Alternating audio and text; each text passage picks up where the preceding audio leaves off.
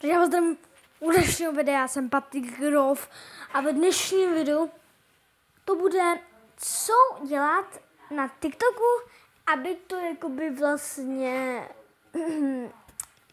fungovalo, šlo a prostě chápete, aby vás TikTok doporučoval.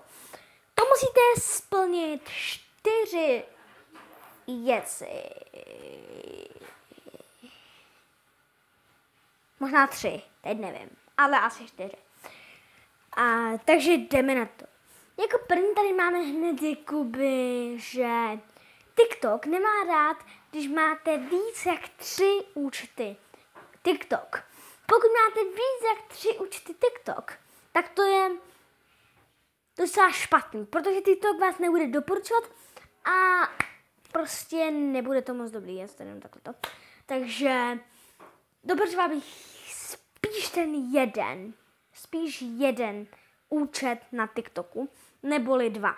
To znamená, že takhle vás TikTok bude nejvíc doporučovat. A to není jeden bod, nebude vás nejvíc doporučovat, bude vás trošku doporučovat. Takže nemyslete si, jako, že hned budete jakoby slavný a to, jako účtu, tak to ne. Ale, jakože bude vás víc doporučovat, bude vás třeba lidí za hodinu 5000 lidí, když budete splňovat tady ty 4 požadavky. Úplně nevím, jestli 5000 lidí za hodinu, ale pokud na to dají like, tak jako těch 5000 lajků může být za hodinu, pokud bude to dobrý video. A jako prostě třetí bod, jakoby druhý bod, je samozřejmě jako mít dobrý videa, kvalita videí na TikToku, nedávat do TikToku žlutý dorany, prostě dobrá kvalita, dobrý videa, bombový trendy a tak. Takže to bych tam taky dával. Takže jako druhý ten. Takový poloviční, takže teď jdeme jakoby na druhý. A druhý ten je samozřejmě, TikTok nenávidí, když nejste slyšet. TikTok vždycky to video nedoporučuje, když nejste slyšet. Podívejte se na mě, není to TikTok, ale stejně i u TikToku neslyšíte. Kdybych měl TikTok, já teď nemám. No ale vidíte, slyšíte mě úplně krásně. Na mým teda druhým účtu na Party 88 mě moc neslyšíte, ale to je bohužel tomu, že na tom nefunguje mikrofon. Takže se moc omlouvám za ten kanál.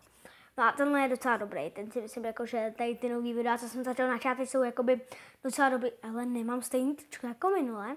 Napište do komentářů, mě docela zajímá. Takže jdeme na to.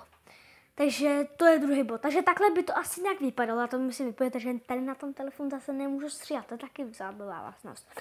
Takže já vám ukážu, jak by to bylo, kdybyste nebyli slyšet na TikToku. Já vás nevím dnešního videa, v dnešním videu to bude jsem nějakému čau, brašku. Chápeš? Peace. Yeah. Takhle by to nějak vypadalo.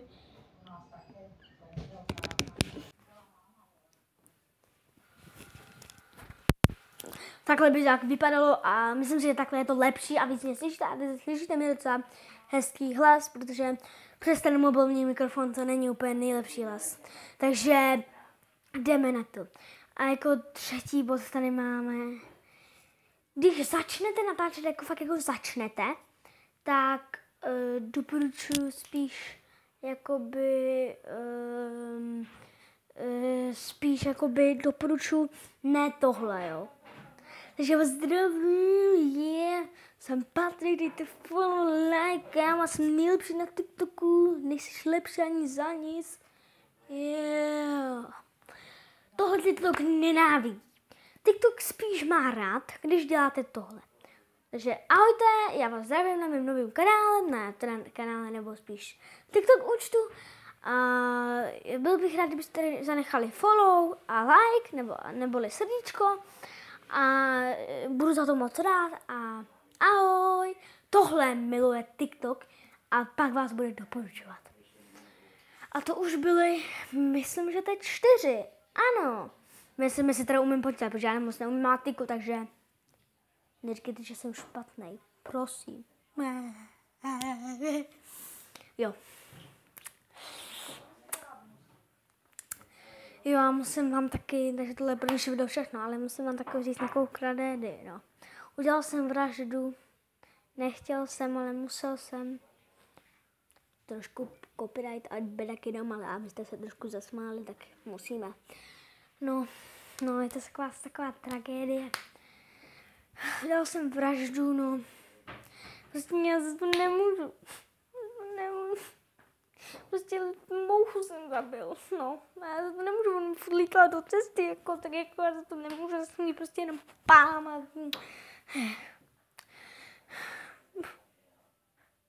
Omlouvám se jí rodině, já nemůžu. Takže čau. Já jdu pryč, stejně mě to tady nezajímá, dělám si srandu, jenom musím jít pryč, protože mě volá gang, bráško, že jo, vůbec žádný výmysly, vůbec, čau.